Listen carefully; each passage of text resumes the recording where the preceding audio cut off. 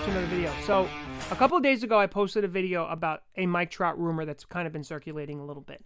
And yesterday, a video was posted by NYY News that kind of shed more light on the situation.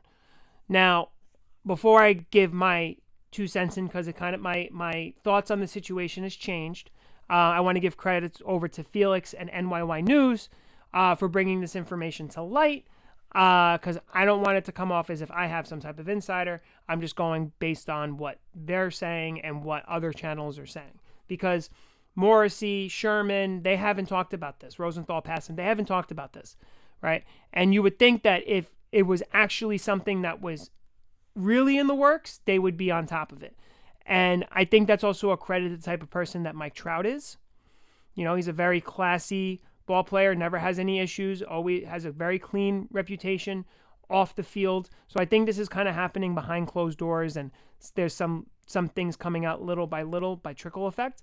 But my 2 cents of it is this. So in the original video, I said that it wouldn't be smart to trade Mike Trout before new ownership comes in.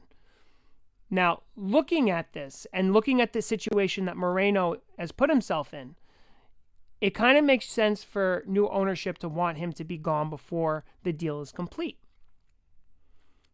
Now, we already know that Ohtani is gone, whether it's via trade or via free agency. And if I were the Angels, I would trade him before the deadline to get something in return, so you don't lose him for nothing. And I think, based on how they've acted this offseason, I think that that's going to be the Dodgers. I think the Dodgers are going to make a gigantic run at Ohtani. And they're trying to shed payroll to fit his new salary once he signs an extension with them in. Now, that's just my opinion. I have no information if that's actually the case. So, back to Trout. So that leaves Trout. So Ohtani's dealt with and gone. So that deals with Trout. So Trout is one of the best ball players in the major leagues when healthy, right? He's got this back issue that's going to be an issue for the rest of his career. And we don't know how the back is going to hold up late in the later stages of his career. So how many years does Trout actually have left of elite caliber, all-star level, MVP level baseball? Now, if you look back at the last 2 seasons, he's had issues staying on the field, right? He only played 119 games last year. I think he only played like 36 the year before that, but the numbers are there, right? He hit over 40 home runs last year in the time that he played. So he still could swing the bat when healthy. He's still one of the best ball players. Now, maybe to save his health, you slide him over into left field at Yankee Stadium, right? The Angels were already talking about that in an article that was posted by NYY News, but the article actually comes from Orange County Register.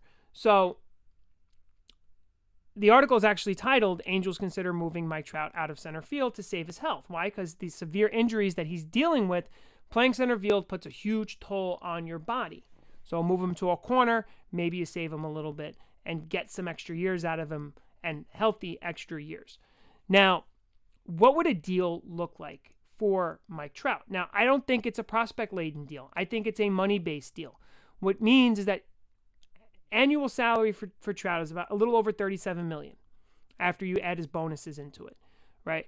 So towards the luxury tax, it would be $37 million. The best situation to compare this to is the Miami Marlins sale a couple of years ago, right, when Stanton was dealt. And everybody at the time thought that Stanton's contract was immovable, but it moved. And the situation's kind of the same. So with Trout, just like Stanton, had a no-trade clause. And Stanton kind of forced his way over to the Yankees, right? There was a deal with the Giants. There was a deal with the Cardinals. He rejected those deals. The Yankees came in, and the Marlins came to the Yankees and said, listen, this is the only place he wants to go. Let's get a deal done. And they did the deal. And it's also interesting, Derek Jeter was in the middle of that deal as well. He was the new ownership coming in. But Trout's got the same thing. So the 3 teams that are coming in are the Yankees, the Phillies, and the Mets. Remember, Trout's from Jersey. He's an East Coast guy. So those are the 3 teams kind of around the area. So does Trout force his way to the Yankees? Now, personally, this is where my opinion doesn't change. The injuries scare me. The forecast on how these injuries go scare me.